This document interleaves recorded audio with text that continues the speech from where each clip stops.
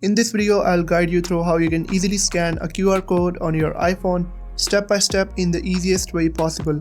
Let's get started, guys. First of all, I would show you that how you can easily scan a QR code that is in front of you, like in a restaurant or anything like that. So to do that, you would have to swipe down from the top right corner of the screen and then tap on this QR code option, and your camera will open and you would be able to scan that QR code. And if your phone is not showing this option, all you can do is to tap and hold in this section, then tap on add control, and you will be able to find this option in here, so you can easily add it.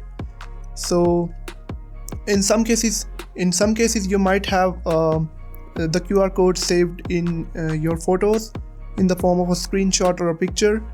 So in that case, you would have to go to photos, then open that screenshot, and you would have to tap and hold on that screenshot and then hit open in Safari, and you would be directed to that link. So if you found this video helpful, make sure to like, subscribe and turn on notifications so you never miss out on a new tutorial. Thanks for watching.